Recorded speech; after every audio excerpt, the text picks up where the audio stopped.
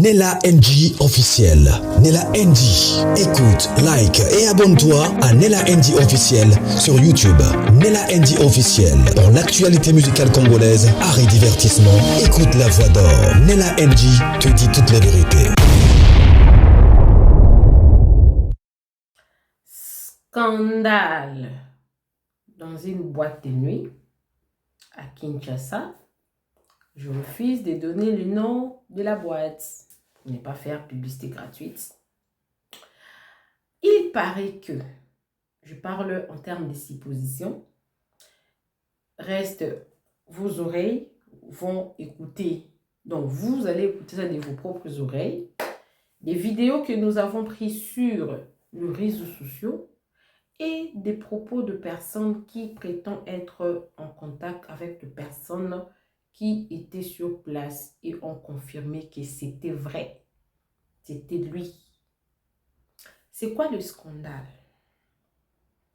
Le fils du président de la République, président de la République démocratique du Congo, le fils de M. Félix Tshisekedi, aurait tiré 2 balles à bout portant à un monsieur dans une boîte de nuit, et ce monsieur, la suite à ces tirs, est décédé, selon le rumeur, selon les informations que vous allez écouter dans le vidéo que je vais poster, parce que je refuse toute responsabilité.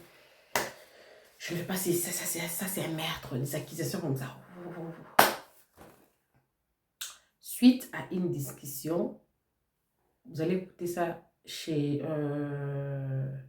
Denis Dissochoa et d'autres personnes dans la vidéo qui va bien expliquer. Je vous ai récolté plusieurs vidéos de différentes personnes, des pro-Fachi et des non-pro-Fachi, que vous allez juger. Je vais me positionner. Selon les informations que moi j'ai reçues, il y a eu le fils de l'excellence Pius Mwabilou qui était là, la fille de Christian Tshisekedi et Anthony Tshisekedi et d'autres personnes. Mais selon les informations que j'ai reçues, on les avait identifiés comme ça. Qu'est-ce qui était arrivé pour que ça barde comme ça là? Vous aurez ça dans des vidéos que je vais vous laisser suivre. Parce que moi, je n'étais pas sur place. Vous savez, moi, Nella NG officielle, quand je ne connais pas quelque chose, je vous amène la vidéo. Comme ça, à partir de cette vidéo-là, vous serez informés. Donc, j'ai plusieurs vidéos ici dont je vais vous prier de suivre. Mais aussi, j'ai appris que le fils de M. Félix Tshisekedi, on l'a vite, donc il a fui pour l'Afrique du Sud. Je ne sais pas si cette information est vraie ou faux.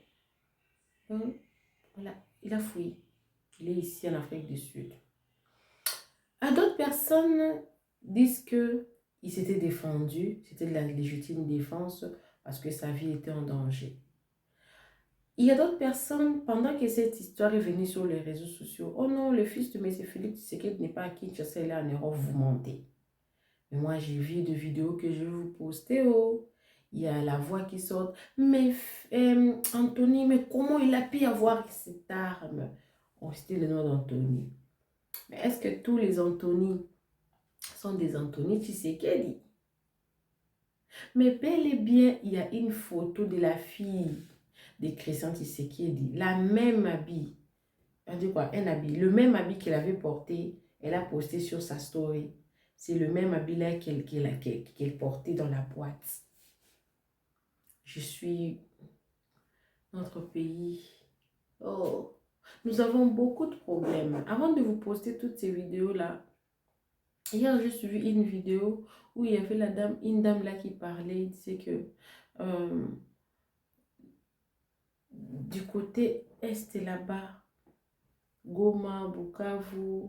Bon, du côté où les M23 sont, pour ne pas que je dise pas de bêtises, ils ont refusé tous les documents de voyage provenant de Kinshasa.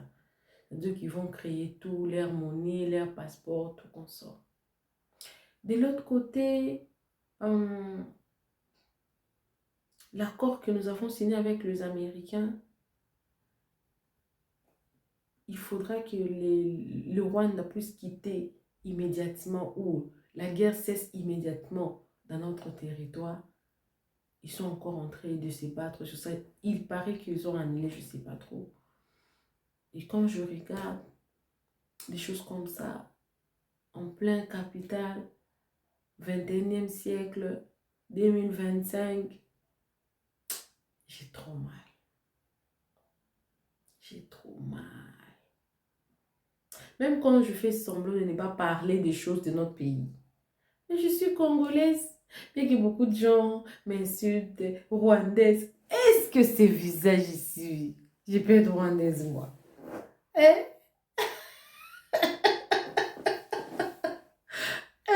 Une personne qui a le visage comme moi ne peut être rwandaise. Je suis congolaise. Des pères et des mères.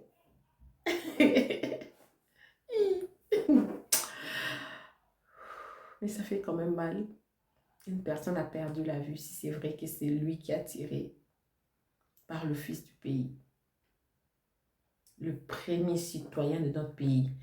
Si la première dame de notre pays, donc il est le premier citoyen de notre pays qui a tué, le monsieur il a été censé protéger les citoyens. Mais c'est lui qui tue. Ça fait trop mal. Si c'était de la légitime défense.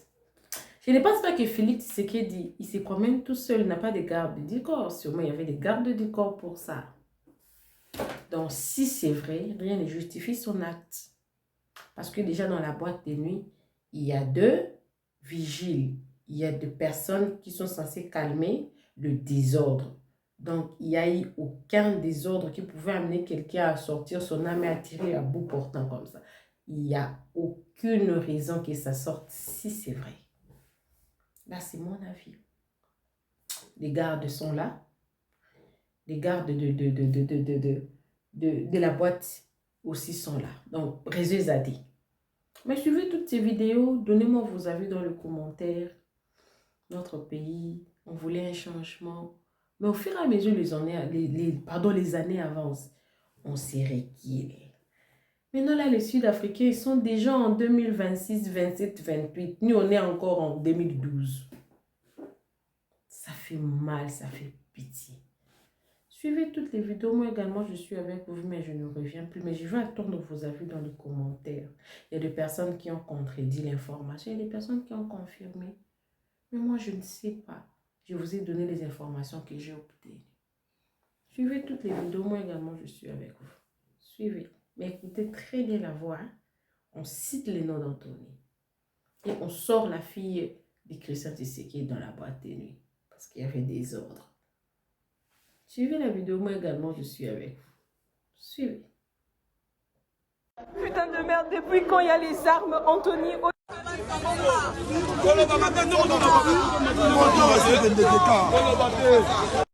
Putain, ils ont fait fuir le gars. Ils ont fait fuir le gars.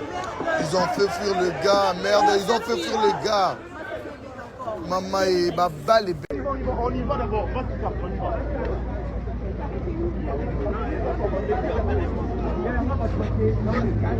Anthony est là sur la voiture. On y va. Wesh! Franchement, on va pas critiquer.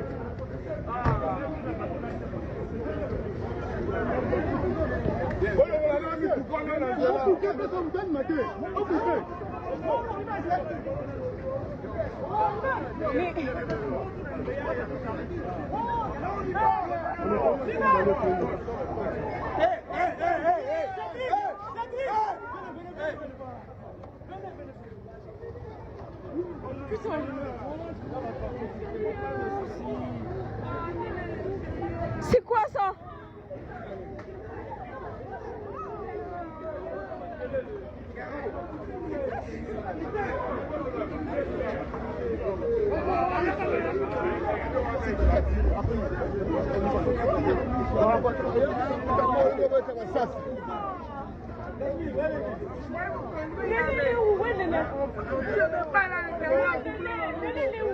Qui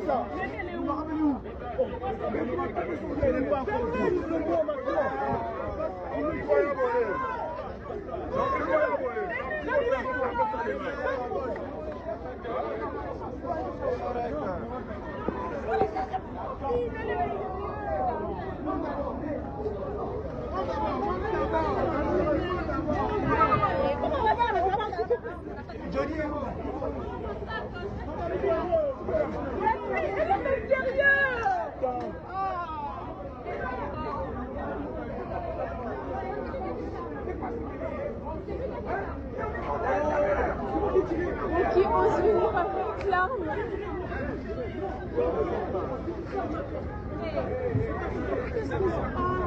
Qui ose venir avec l'arme. Même si c'est le fils du président, on s'en tape, nous. Nous, on vient là pour s'amuser, wesh. Mais c'est qui a tiré? Anthony qui a tiré.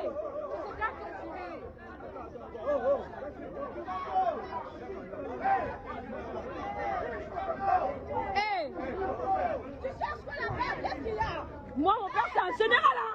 Je vais publier ça. Je vais publier ça. Nos affaires sont à l'extérieur, putain de merde. Putain, en pleine 4 heures du matin, quelqu'un a tiré 3 balles.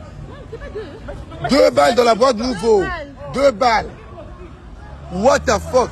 Il a tiré 2 balles. Nakata boîte a tiré 2 balles. Pezumutu wet. Bakanga ete.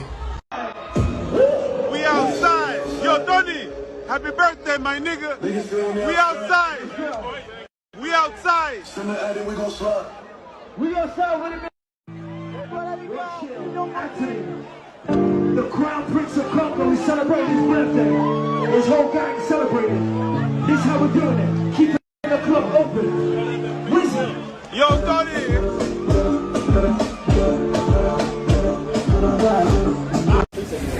Bonjour les amis, je vous raconte tout. En fait, dans une boîte à Kinshasa, vous voyez les jeunes là-bas, ils ont un bon micro, ils ont un boss tamboué. Voilà. Jeune Mokoye, on a soupé ça bon, famille présidentielle, basée na moi na plus mabilu. Bah qui quand même ça tapage. Donc ils ont mis la main sur la copine du monsieur, du jeune qui est en train de prouver que c'est lui qui a l'argent, et eux ne sont rien. Et depuis quand il y a les armes, ils ont tiré. C'était le fils du président. C'est pas pour autant que tu dois tirer sur des gens. C'est ça le pouvoir que vous vouliez, non? Dieu fait mon palabre.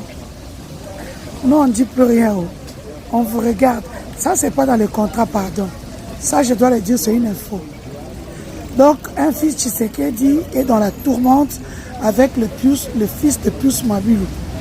Donc voilà, ils n'ont pas voulu que l'autre jeune venu du Lualaba puisse se taper la poitrine, taguer, montrer l'argent qu'il avait. Et ils ont récupéré sa copine, lui aussi qui ne voulait pas qu'on touche à sa copine. En fait, j'ai déjà vu cette histoire en 2019. Miguel Cachal et l'autre frère du président. Cette histoire me rappelle quelque chose en fait. Hey, je suis à Paris, boulevard Magenta. J'étais venu voir un marabout parce qu'il paraît comment j'étais de sort. Photo soigné bien, ça va soir en Wezanini. A bien un téléphone depuis une semaine. La somme de billets tout seul. A Oucho qui est dans l'aéroport à Nikasiko, tout à Paris. Bon, on a pas la belle. Entre temps, à train, c'est là où on m'appelle. Même au début, Nicolo, je me sous-traite pour sur la tête. Il faut aller au espace train. Hey! Seigneur, ce pouvoir boisson. Donc, on a été dans moi cité. On dirait que j'ai vécu cette histoire en 2019 avec Miguel Cachal Katem et le fils de la petite sœur de Tchèque Sekedi.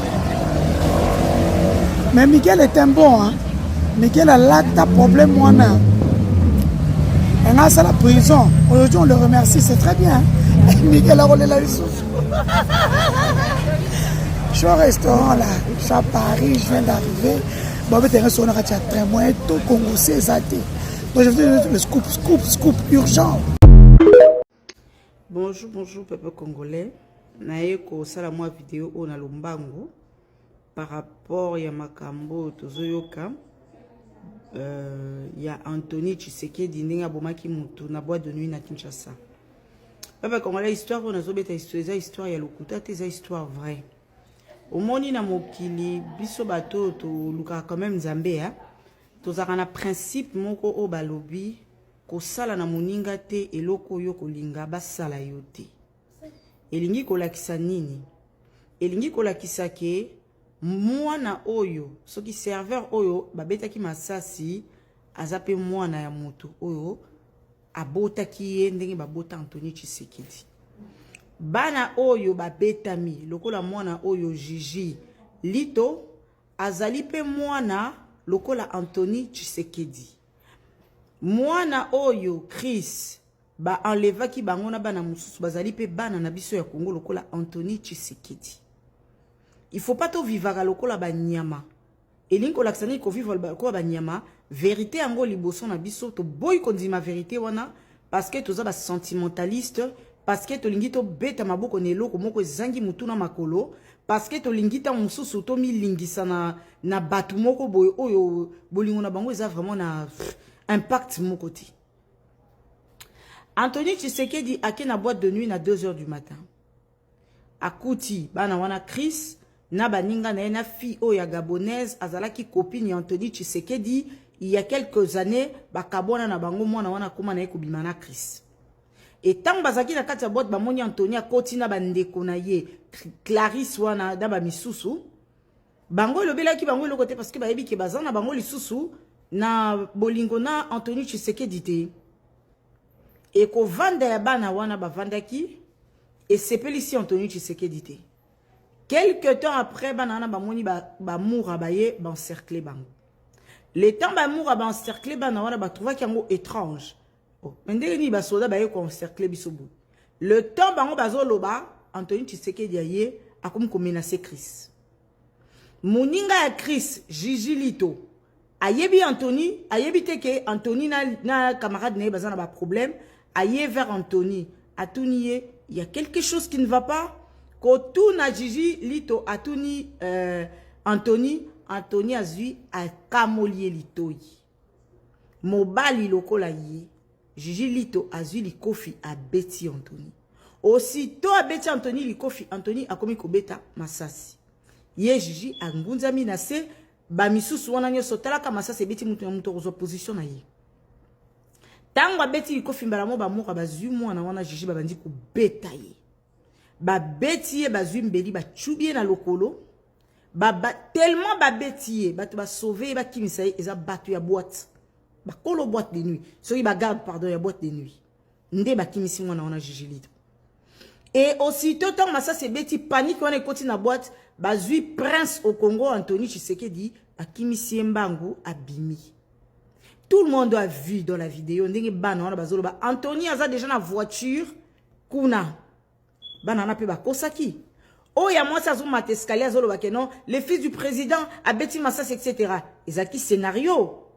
Ba témoin le quoi ba Gigi Lito wana ba Eric wana ba Chris wana o banki ba lever bango ba kena bango parce que soi-disant moi na président a CP la kité ko mona moi na camerounaise wana na Chris wana ndenge ba kena bango wana baza bana ya mabata bona droit ko lobate e mo boa jisaka lokola ba parents boa jisaka lokola ba humain ba maman ya bana wana ba botaki bana na bango pe nde bino bo botaki Anthony na bino bo mona spécial pour bozui ba incompétent tata na ye bo pesi pouvoir.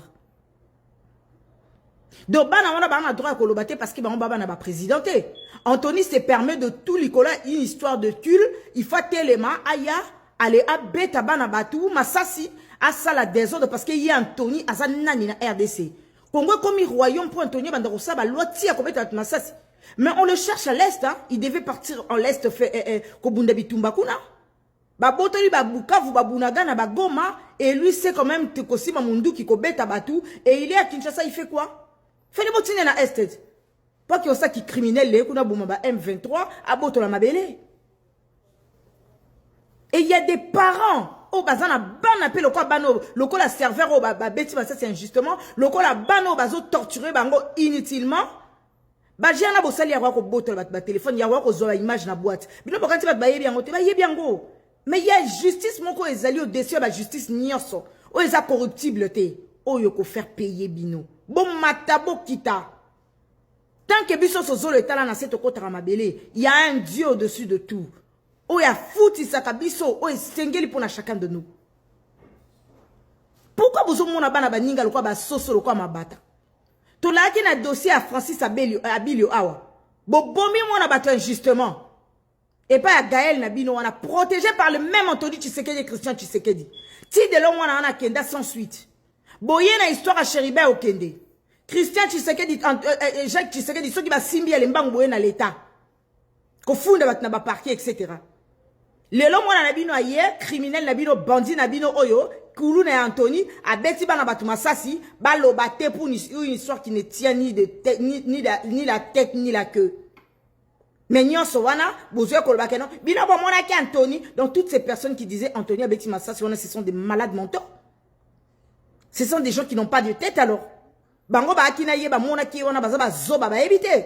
Bino obozana ba Facebook na ba nini obozana ko lakse biso amour moko inutile bino nde boyebi ko leka boni boa unime bobona ni temate boni boa sans cœur boye bocha bana na bino na place à serveur on a ba beti masasi ero boninga bokata bilamba te Bible lobi on te mesurera selon la mesure dont tu mesures les autres. Si que l'eau comme modèle année comme la bana bino onyo sozo fungola monokazo encourager Anthony na bu chafu tant ko sopa makilo bota bana mama o simba makila mwana o lolenge ya serveur wana o fele asimbi oko simba makila no lolenge moko ba chubi mwana na bambeli na lokolo yebi likambute boa mitema te bonini bino ba congolais bozana mitema tant que boboti bana moi que Dieu n'existe pas.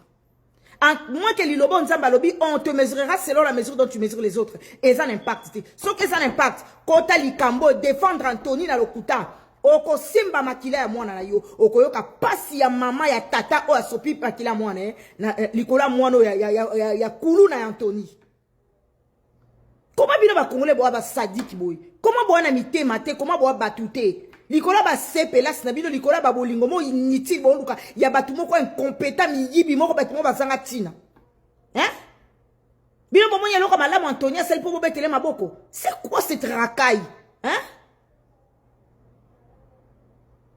Auteur ya makamyo so bomoni peuple congolais ya kobomba te eza Anthony Tshisekedi. Il était là, c'est lui qui a tiré sur les autres. Nicolas a une histoire ya mwasi na ya gabonaise ozakine kala koma makangwa Chris. Yo akina mwasi kala bosi bobu ni likam niko ko beta baninga masasi. Hein? Baloba te parce que ya buzana tata na incompétent mo bazo yiba kamboko pa pa oazo kokata ko tia kuwana maïté. C'est quoi ces idioties? Olongwa kuna bande de sorciers. Salut la famille. Et que zongi na réseaux sociaux balobi Anthony Tshisekedi abomi muntu. Banani car ba misana ko panza basango lokuta ba opposé ya nzala ngala moni yango na compte ya mala mwasi oyo komoni za nana waza solo la papillon katola sofa angeleka Joe Dalton alias Perloir et balobi Anthony abomi mutu bola kisa mutu wa kufi azate bola kisa passe ba preuve ezate tout le monde a bazuki ma bambango na ba boîte na libanda ya boîte de nuit. En fait, qu'est-ce qui s'est passé? Bino baby boîte de nuit quand besoin de boîte de nuit et ça bisika ba on se divertir hein. Notre frère a gagné pour sakana pour s'amuser comme tout le monde. Alors mes ententes moi sopé les gars qui entrent ceux qui na serveur et makele les salemi et keye zongi balobi ke non Anthony a tiré mutu bamso balobi ke atinda ki garda beta mutu masasi preuve moko ezate bato msusu bazai tout autour balobi ke non te babeti ka bale to ebiti babeti bala on likolo to ebite mais toujours est-il que et là on a ekoloba a to na aussi la vidéo ezako démentir rumeur to be spéculation ezotambo les lokuta Anthony abomi mutu te mutu moko akufite natangi message moko ya bakolo boîte balobi boy. Et message à notre aimable clientèle, contrairement à ce qui se raconte sur la toile, il n'y a eu aucune fusillade, ni mort au nouveau. et nouveau eza combo ya boîte tango. Nous avons plutôt assisté à une altercation qui n'a duré que 3 minutes. Et suite à une incompréhension entre clients. Donc, incompréhension entre les clients. Na habité sur les Anthony Moutazaki azaki parmi batoyo. Bazali une incompréhension sur baswani. Et Nasuka nango j'ai aimé ce qu'il a dit. A commis nassé, il y a un message na ya lobi que l'alcool n'est pas du dolé. Exactement. Bino boyebi. Masanga sur mêlé en il faut ça très attention. Et on nous bible les autres, ce qui en fait, si tu en fais excès aux sagétés. Masanga les amis l'équité. Donc c'est clair que bato baswani sope basimani na nzoto so babundaki bazaki na incompréhension et bamelai masanga. Et puis après na ebelo leka kité mais moto kufité babeti mutu mo masasité. Et n'habité sur massa c'est bétamari licolo, je ne sais pas, je ne peux pas confirmer parce que preuve mo ezate ke massa c'est bétami pour ba image ezali. Ba image ezali, caméra de surveillance bien sur ba image de bazo ki mabamba. Mais tout mon image mo ya massa cité. Tout mon peut image mo place moto kufité. Bato ba pandi sango nga batindi nga inbox quand ba tindi la biso ba message ba image. Na tuni moto ayebisa abi na watala pouvoir na bino. Na lobi wapi image ya moto akufi. Et wapi image ya masasi tope ya moto abeti masasi yana pa siko boye bisanga et ndima kaka boye o te bino bondima OK d'accord et siko preuve ezate to ndima ndenge nini to moni bat ba okima bambangu mais to moni place ba beti masasi te to moni place moto akufite moto mo akufite moto mo pe ba beti masasi asate nyoso ana ni kaka pona ko discréditer famille Tshisekedi car ndenge soki 2 semaines passées soki 1 semaine passée awa ba uti koko c'est la première dame makambo que ba bundi bota niveau ba soigner pour ba bundi la ministre ya jeunesse ministre jeunesse voilà bien jeunesse ministre jeunesse et preuve exacte ba bundi loi ba soigner loi puis rien et so on va nous réfléchir sur ça tu vas comprendre que non ça vraiment n'importe quoi parce que maman Denise robuna grâce à robuna maman Denise Bishop a vantiré au azala TikTok Bishop a vantiré au azo que ça va yombe soni Bishop a vungisi alobi ke munam to misa version na ngele ga kuna pa bimisa version na après réunion Félix Abungi ba misusu ba bimisi version na bango o te ba azala ki soki ba Félix Abungi Bishop alobi ke non balala ki na butu mama Denise balala ki na butu na mbali na sutu na katata butu atala boy fachi azate aluki azate abibi akutu ba garde tout ba wa mokonzo te mokonzo a déplacer moké ye mo ke kwatu tina chama ministre akuti faji atuni gas grâce makamunini ministre jeunesse service maman Denise que non nazo tangina mokonzi kantik ba nevoli bisara faut mon que non ba comédien parce que ma seule ba obete zo c'est qui ça franchement ça fait rire hein.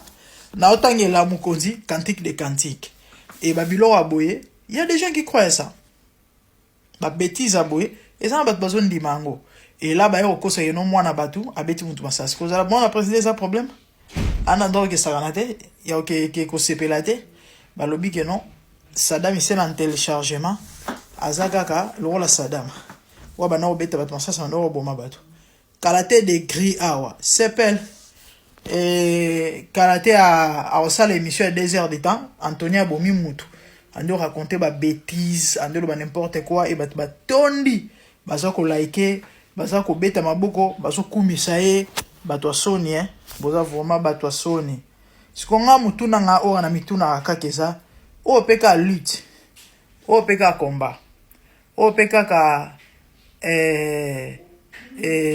opposition ya koluka koso bokonzi parce que bato bazana ba ben compétent bino ba compétent ba expert na mensonge sikoyo bokonzi ngo bozela ngo boy bokonzi ngo tang bozo yango bokamba peuple congolais boy na lolengo na lokuta na c'est compliqué nyonso nini ba koluka kwanga ba koluka sardine bakoluka lipa bomesani mabe hein vraiment bomesani mabe do comme on dirait opium hein mutolo la bibi kapinga na nganza kuta ko se ressaisir ata amener combat na ndenge ya bomoto mais malheureusement tellement basi ba beba moi ozonga simeza susu te Sony hein Sony mama Sony wa mwana mwasi pitié Kiad Kibeni c'est ça le Congo donc la famille sango boyoki na musika po ezana bato belé bazana ba on attente wa luka ke vérifier news wa ça bazana tana te ngai na koma sui na zui sango je vérifie batinga nga ba image ono butala pouvoir abino moi mokonza uto boma moto na tunika ndeko wana na komona ba image ya moto akufi to azuma sas ezate mais na monika image ba boki mabambango na kena ba page na moni ba même image ya ba bazoki mabambango effectivement certainement troublé ou encore désordre les cas qui car ndenge ba kolo boîte ba lobi que non et moi mes ententes moi et salemaki entre ba client et po ba melaki masanga et du coup et désordre bimi nande ba panzani en fait c'est ça mais c'est pas que o ba bomi mutu c'est pas que mutu azuma sas c'est pas que makile tangi rien mutu mo pas zokite mais ba panzana qui et puis voilà donc c'est ça na eka apona démentir que ça lokuta Antonia bomi mutu te ba garde na non plus ba beti masas mutu mo masasité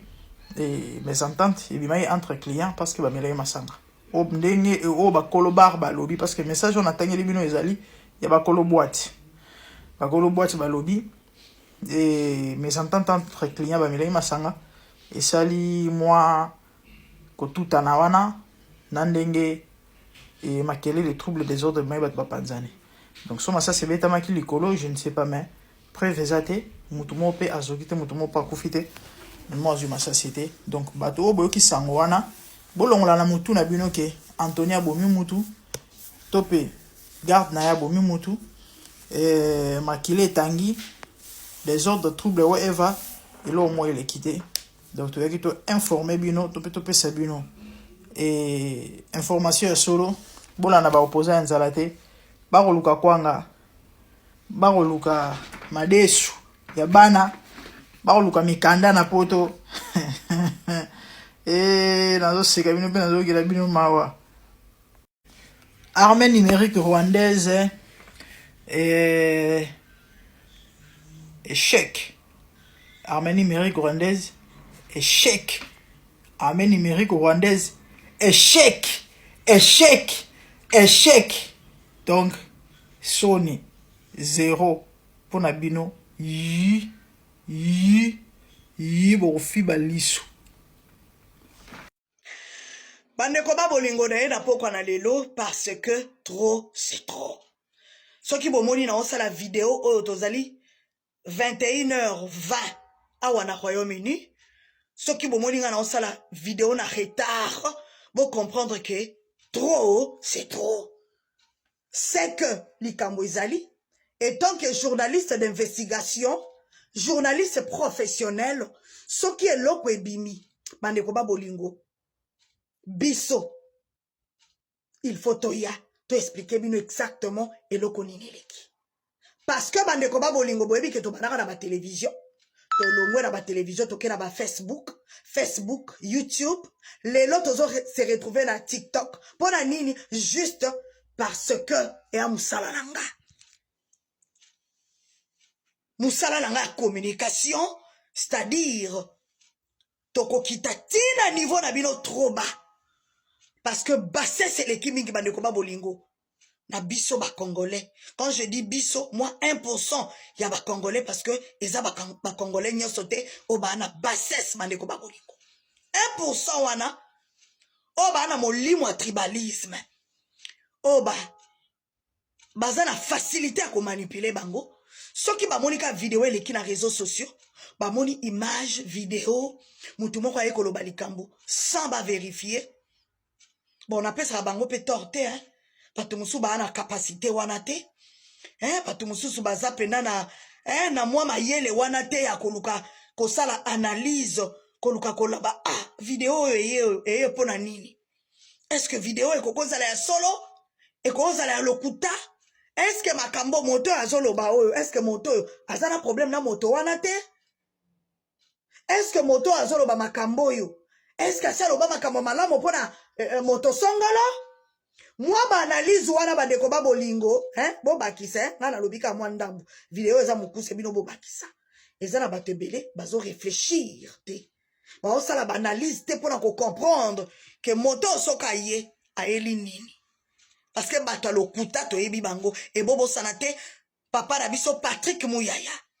Ministre de la communication alobaki to keba na ce qu'on appelle poison rwandais. Et bandeko ba bolingo poison rwandais oyebi que M23 azala ba communicateur na ye bazalaka soki mwa 10 boyebi bango. Bango musala na bango soki basaleli bango mwa fausse vidéo basaleli bango ba montage ba utiliser intelligence artificielle ba pesi bango mo ba benga ngo matière ba pesi bango alors ba koya nango na ba réseaux sociaux lokola ba yebi ke bana ba congolais belé o ba kendaka ko vérifier information te ko kende na moi information to vérifier te bandeko mais otali kaka lolenge loko ngo eleki obi est-ce que moto yo makambo penda lobaka na monokone alobaka bosolo? Est-ce que moto depuis abanda alongba na kisasa kuna yawa na poto ayela nini? Est-ce que moto ya kokoloba bolamu ya ngambo yo kuna? Bandeko ba bolingo juste moi ba analyse wana boko comprendre. Et puis bandeko ba bolingo bobo sanatena o biso to benga poison rwandais. Manipulation ya niveau ya likolo. Bandeko ba bolingo nyonso oyo boza komona ezali pona nini? Ezali parce que mokonzi mboka notre papa Fachi Beton Armé amatisi bar likolo. Eloko nini eleka? Bandeko depuis tongo ya lelo eza na vidéo moko ezo circuler na ba réseaux sociaux soi-disant Anthony Tshisekedi a tiré likolo ya serveur moko boye akendaki na boîte tango ake na boîte a tiré likolo ya serveur wana kufi. Bazui moi vidéo wana bandeko ba otambusa yango. Oh cette vidéo oui ya solo ba filmaki. Mais bandeko ba bolingo ba sali lisusu montage.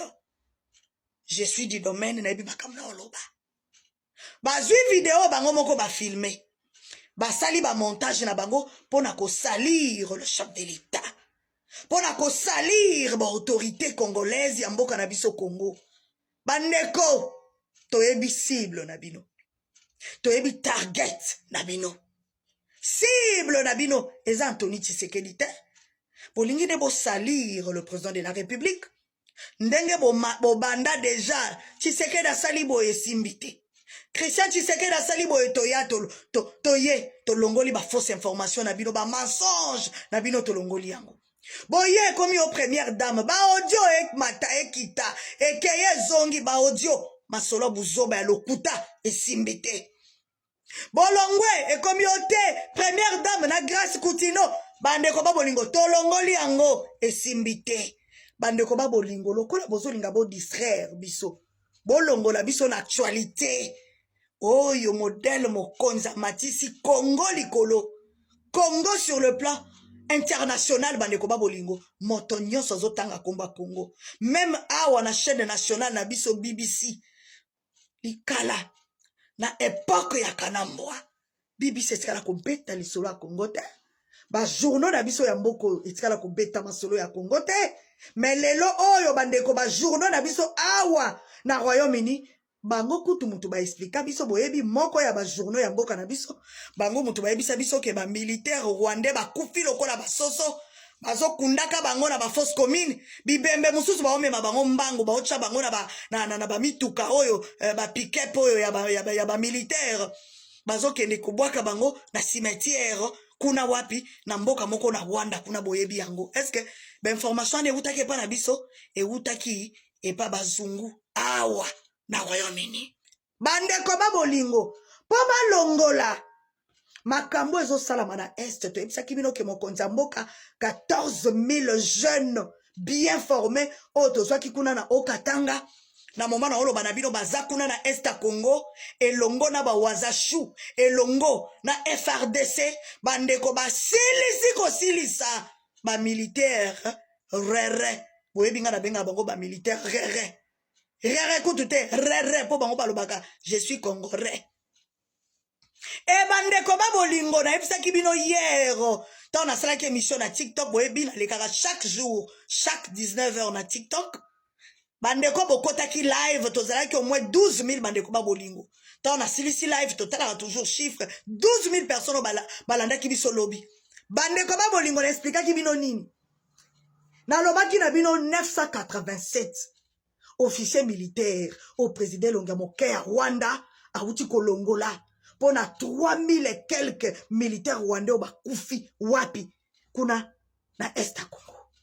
Et bandeko ba bolingo vertige wana il faut baluke loko ni na fabriquer baena vidéo yo mwana mwasi oyo yo filmé oza komi benga koza mwana général na lobi soki ezaki na époque ya Kanambwa yo ko filmé na lobi soki vraiment ezaki na époque ya Kanambwa okoko filmé ndenge ozoloba wana e bandeko ba bolingo vidéo ba filmé muto bomoni na kati wana azali mwana ya ancien procureur ya RDC cousin ya Anthony Tshisekedi.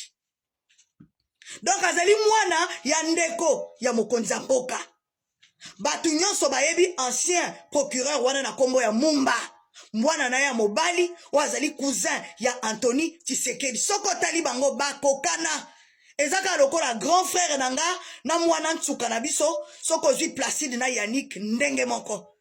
Alors bandeko biso batoto yebi Anthony Tshisekedi soto moni bango mibale tokoyeba ke oyo Anthony oyo mwana ya procureur ancien procureur mais bato bayebi te soki ka ba moni ndeko wana cousin wana ya Anthony Tshisekedi bakoloba keza Anthony e bandeko ba bolingo batu nyonso bazaki wana bayebaki kezaki na Anthony te bayebaki ke ezali mwana ya ancien procureur po bana wana majorité baza bango na bango bana ya bayebani. Mais lokola bandeko ba bolingo objectif ezali ko salir le chef de l'État. Pona kolongola biso na actualité ya makambo ya New York, ba yeli biso na ba montage, ba filmer bien mais ba ke osala ba montage pona koloba o tala Anthony Tshisekedi abomi mutu. Njoka serveur wana bandeko atikali kokufa te aza vivant mais balingi kokosa biso ke serveur wana ba tirer akufi njoka serveur mutu atire ye soki bolandi video wana boyoka na video wana mwana na zotuna akufi balobi akufi te et puis na video ba loba ke mutu atire eza garde du corps ba otanga Anthony mais Anthony te nde na ebisi bino ke bakokani na cousin na ye mais okoyoka na video wana bazoloba bien que ezali garde du corps mutu atire eza Anthony te mais yozo ya kokosa bato na ba réseaux sociaux bozo ya bino ba communicateur ya M23 bokosa ke Nella NG officiel. Nella NG. Écoute, like et abonne-toi à Nella NG officiel sur YouTube. Nella NG officiel. Pour l'actualité musicale congolaise, art et divertissement, écoute la voix d'or. Nella NG te dit toutes les vérités.